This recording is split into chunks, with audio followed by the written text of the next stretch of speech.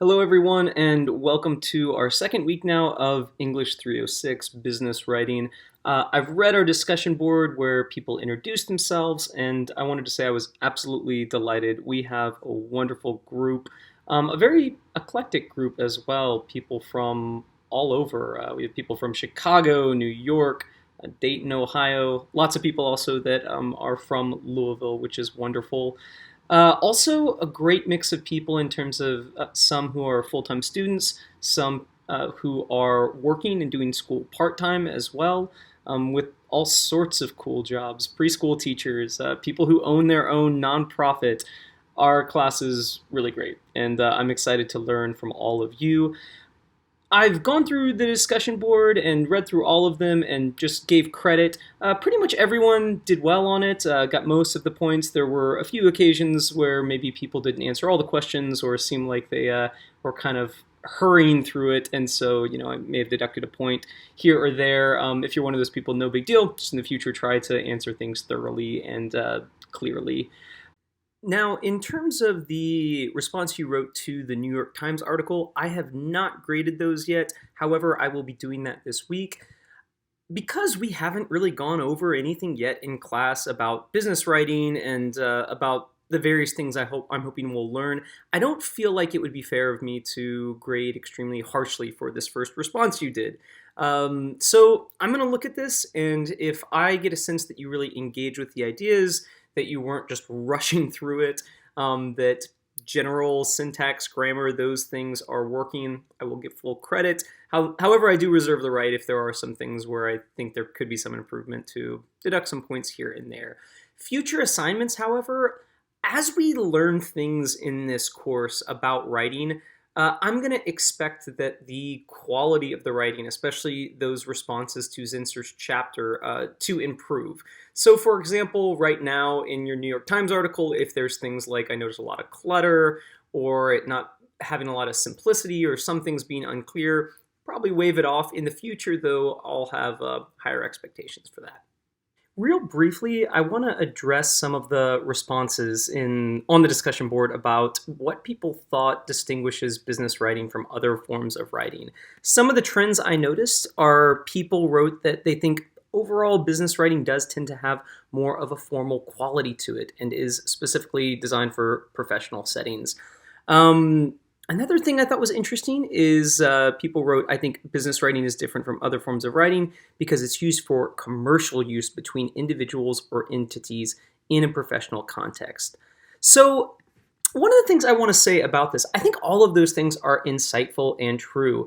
And we could generally say that compared to other genres of writing, business writing does tend to be more formal.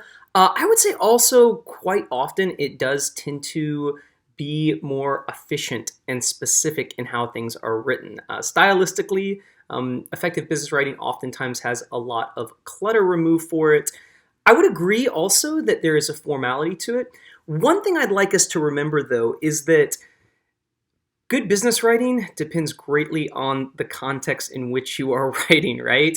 There might be some occasions where in a business setting, making something too formal would prevent people from actually engaging with the reading. And so figuring out, depending on what your context is, a healthy balance between professional and personal could be important. Also, when you are writing and the company you're writing to or for is a very large business, that might change the context than if it is like a small personal family business. Context can change everything. Culture also plays into this quite a bit. Different businesses with different cultural norms, you will have to adjust depending upon that. So I think these are great observations. Business writing does tend to be more formal, more professional. You're writing with monetary interest involved in this and about very specific levels of hierarchy and power. However, let's also keep in mind how context can change things quite a bit, right? Okay, so you will have two assignments this week. The first one is going to be a response to chapters 2 and 3 from William Zinsser's On Writing Well. I will give you the prompt very specifically in an email. Also, the prompt will be listed under the assignments. So just follow that prompt and respond to it. A little bit, I should say, about the book we're looking at, On Writing Well by William Zinsser. First off, one thing to note about it is that this is kind of a classic book. It was originally written in the 70s. It since that time has had various renewals and changes. You'll notice when you're reading it that some of the references and things like that might sound a little dated. Ignore that.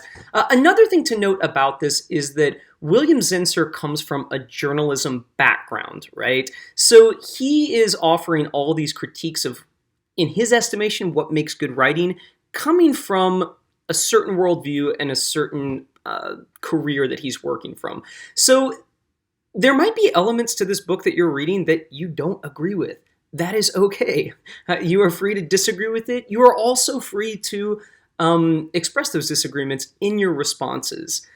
What else about William Zinsser? Maybe a little bit about why I chose the book. So I have read many books that are dedicated to teaching writing. This is a book that, while at times dry, I have just generally found to be something that is pretty engaging and easier to read than other books on learning how to write. So here is what you're going to be doing for your second activity this week, and I'd like for you to post this on the discussion board. Last week, what you did is wrote your response to a New York Times article.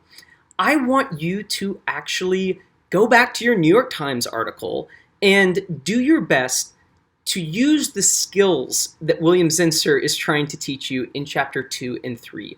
So look at your New York Times article, and I want you to remove all the information you see as superfluous, unnecessary. Also, could things be written from that reflection where you simplify things and make it clearer? Interestingly, almost every time we write something the first time, our writing is full of superfluous information, phrases, those sorts of things. Mine as well, and it takes a careful eye to go back and reevaluate things. So that's what I'm asking you to do. Take the response to your New York Times article, go through it with a fine-tooth comb, and remove as much clutter and as much information that would help you simplify the writing, essentially. What I'm expecting is for your writing to be reduced anywhere from 1/3 to half of what you wrote. Now, this doesn't mean you can just remove full sentences. There might be some sentences that could be completely unnecessary that you might take out, and that could be a wise move. But I'm looking for how well you actually strategically work with removing clutter and simplifying your writing. So you're going to take your New York Times reflection from the article. You are going to remove as much clutter and try to simplify and clarify things. Try to make the writing anywhere from 1/3 to half of what it was before. In the discussion board, I want you to post your original New York Times article and then right under it, post your revision to it so I can look and see the progress you've made. All right, everyone. So just to show you what you will be doing this week and how you can navigate it on Blackboard, the first assignment you will be doing, you will just click on assignments right here. You will go under chapter responses, Zinsser's On Writing Well. If you go to this one, chapters 2 and 3, those will be the chapters you'll be reading for this week.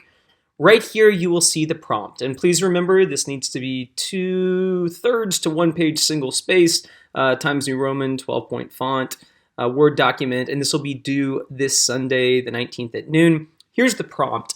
Drawing from your readings of chapters 2 and 3, what were your overall impressions of Zinsser's explanations and examples of the importance of eliminating clutter and simplifying writing?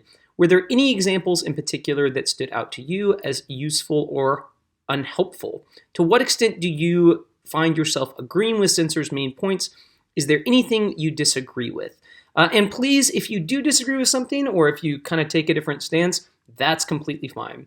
So that is what you will do for your first assignment. Once you have a Word document, you will go to Browse My Computer and just upload that document. The second thing you will be doing is the discussion board.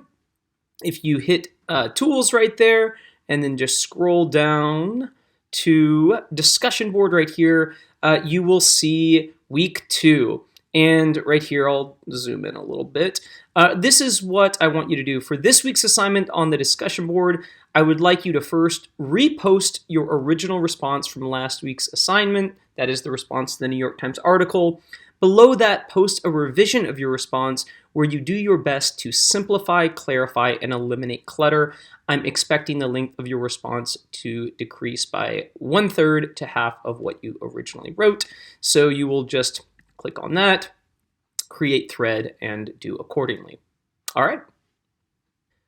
All right, one final thing before we go so I don't forget. Last week when I had our syllabus, I actually did make a mistake where I mixed up when spring break was.